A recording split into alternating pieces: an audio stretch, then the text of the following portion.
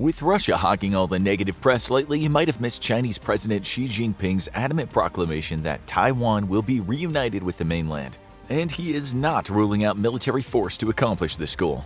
But with the vast majority of Taiwanese citizens wanting nothing to do with mainland communist China and American President Joe Biden promising that the U.S. would come to Taiwan's aid, World War III is looking more likely, and it won't be starting in Europe. How is China going to defeat the U.S. and its allies? And more importantly, why does Taiwan matter so much that the U.S. is willing to fight to keep it free and independent? China wants Taiwan, and the U.S. wants Taiwan to remain free. Both sides have their various reasons, but there are some significant overlaps. For China, Taiwan is both a matter of national prestige and a national defense priority. The island is home to the Chinese nationalists who fled after losing the war against the communists after World War II. And given the difficulty of an invasion plus the support of the United States, reunifying this breakaway province by force has not been an option for China. It's only recently, with China's vast modernization of its military and steadily expanding amphibious assault capabilities, that the dream of taking over Taiwan is approaching fruition. But as long as Taiwan remains fiercely independent and refuses to bow to Beijing, China cannot be taken seriously as a global military power. After all, why should anyone fear your military when it can't even pacify an island sitting right off your own shores? For the Chinese Communist Party, Taiwan represents an existential threat, though. The nation began as a dictatorship but gradually became a liberal and open democracy. Today, it's amongst the most successful democracies in the world, and that's a big problem for the CCP. As long as Taiwan remains independent, it remains a symbol for the Chinese people of what life could be like for them if they were no longer under the thumb of the CCP. After the extreme measures enacted by President Xi during and after COVID, disillusionment with China's government and the very society it's built around has skyrocketed amongst the youth. To many of them, the democracy lurking right off their own shore is a more appealing choice, and as long as Taiwan remains independent, it'll continue singing its siren song of democracy to the Chinese people. However, there are two very real and very significant strategic reasons for China to want to take Taiwan back and for the U.S. to want it to remain independent. First is a Western strategy known as the First Island Chain. This is a chain of pro-Western friendly nations that ring the shores of China and Russia both. During the Cold War, it acted as a physical barrier to communist navies in case of war, who would be hemmed in and unable to operate in open waters without being destroyed attempting to break to the open sea. The First Island Chain also allows friendly navies to operate very close to enemy shores by having resupply and repair facilities readily available and not relying on far-flung bases, which would limit loiter time for friendly ships and aircraft. Today, the First Island Chain strategy no longer hems in the Soviet Union and its allies and instead acts as a barrier to Chinese expansionism. China has attempted to break the First Island Chain by illegally building artificial islands in the South China Sea, and while the threat they pose is significant, it still doesn't allow the Chinese Navy to break the defenses of the First Island Chain completely, and it doesn't allow them to push hostile navies far enough away that Chinese shipping can continue to keep the nation supplied with the vital petroleum and natural gas it needs. Another strategic reason to want reunification with Taiwan could potentially impact the entire world, though. Today, Taiwan is the world's largest manufacturer of computer chips and semiconductors, wielding such significant clout that its embargo of Russia has all but crippled the nation's ability to build modern weapons. Taiwan's contribution to the global technology market is so significant that as the Chinese threat over the island grows, the United States has passed emergency funding for computer chip manufacturing plants to be built inside of America once more. If China were to seize Taiwan, it would in effect be in control of nearly all the world's supply of advanced electronic components and be able to threaten embargoes to nations that don't toe the CCP's line. A nation would have a simple choice: have its economy crippled or do as President Xi says. So how can China achieve its goals, even if it means launching World War III, and come out on top?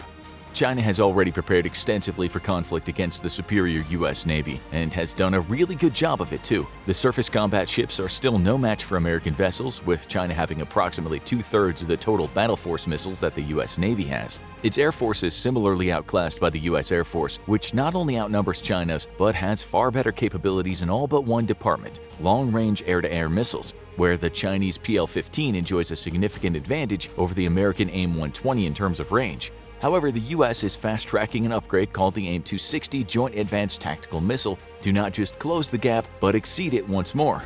U.S. air and naval power won't matter, though, if it can't bring all that might close to Chinese shores, which is why China has invested heavily into developing a strategy known as Anti-Access Area Denial, or A2AD.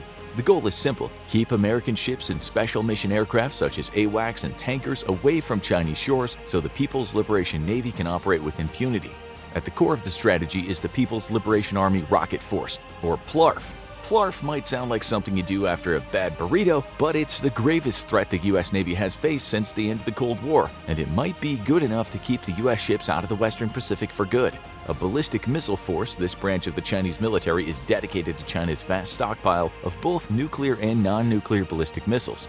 China was never subject to the Intermediate Range Force Treaty or INF, and thus, unlike the Soviet Union and the US, China developed an extensive stockpile of conventional ballistic missiles. Today, China fields about 1,400 ballistic missiles alongside hundreds of cruise missiles. Most of these are older, shorter-range missiles which we could expect to see deployed against Taiwanese infrastructure.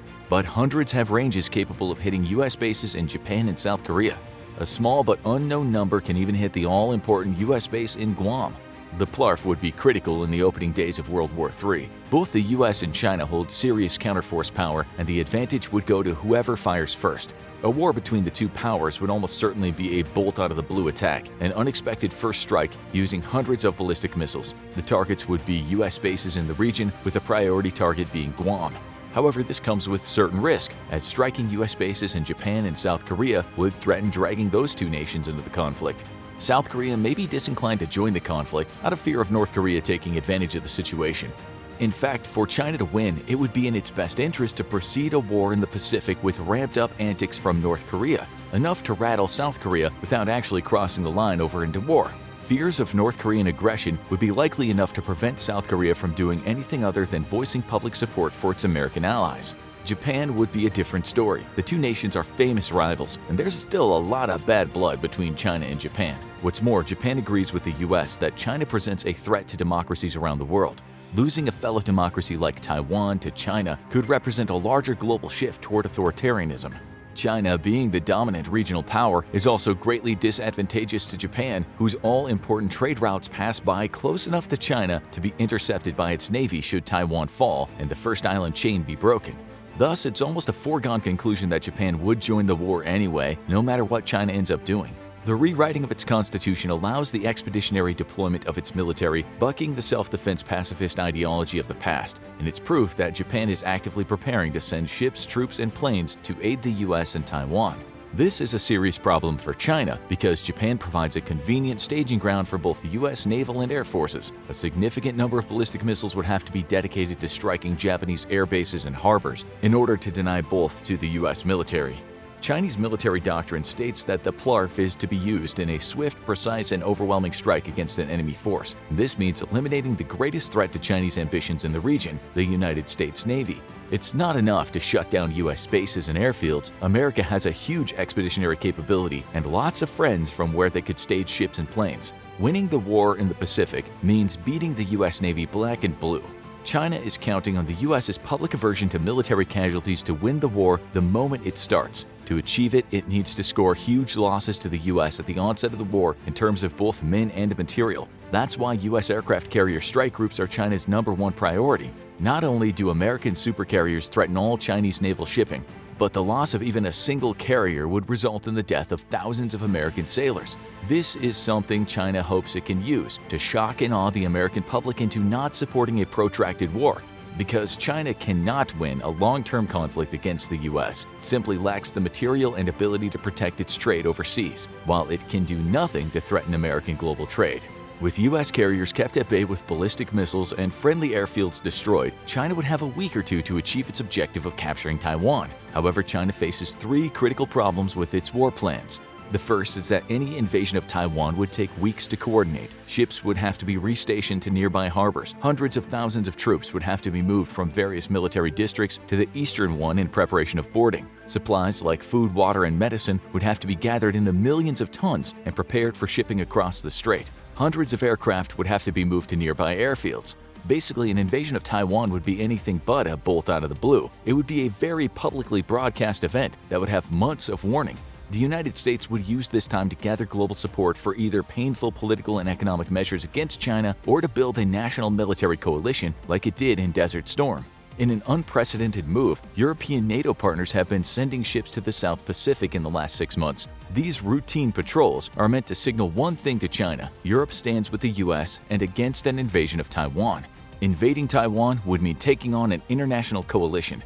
And there's no ready answer to this daunting problem for China, who enjoys few meaningful alliances and zero who would support it in war against what would in effect be a global force.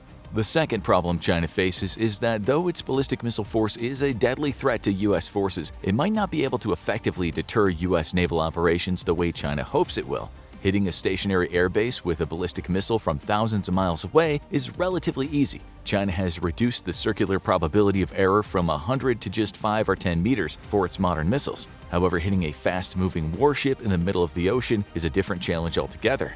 Ballistic missiles and other standoff weapons need good tracking data to hit a moving target. This means that a ship must be first discovered, properly identified, and then finally fixed. China has greatly improved both its ground-based and satellite-based long-range radar capabilities, but this type of radar can only tell you a ship is out there with an approximate distance. Accuracy of satellites, however, is greater, though they provide only a temporary track as they orbit the Earth. In order to properly identify and then provide a good track, you need a much better sensor technology, and it's unknown if China can foot the bill there. A vast investment in drones and AWACS aircraft means that China potentially has the tools to get the job done, but these airborne assets have to face the threat of the most capable air force in the world. China does enjoy an advantage here because the US would have to operate aircraft at extremely long ranges. But a decided uptick in both the purchase of air and sea drones by the US military, as well as a new tanker drone, means that the reach of America's weapons is being steadily and greatly increased. Even if China can overcome the difficulties in hitting moving targets, there's still one Achilles heel it has no solution for, neither today nor in the projected future.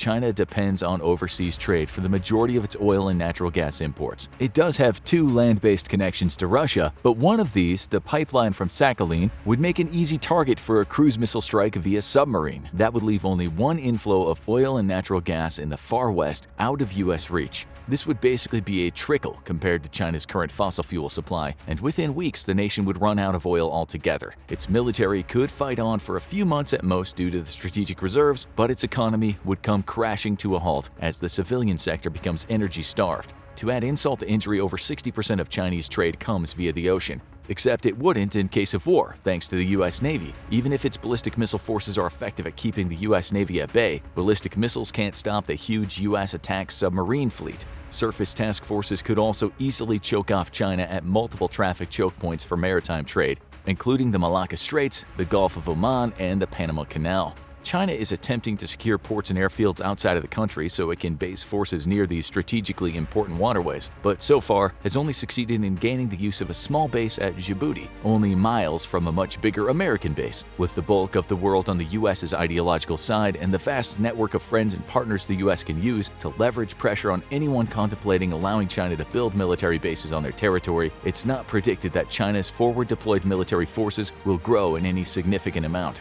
The Chinese Navy may be the largest in the world today, but most of these ships are smaller vessels meant to act as missile boats or harass the fishing vessels and oil-exploring ships of neighboring nations, not attempting to dislodge a U.S. carrier strike group from a vital trade artery. For all its planning, there's nothing China can do about this situation in the current or even long term, though it is steadily working at building a blue water navy capable of operations far from home shores. It still has a significant way to go to get there, however, and even the U.S. remains firmly in the lead. Now go check out how the US will respond if China invades Taiwan, or click this other video instead.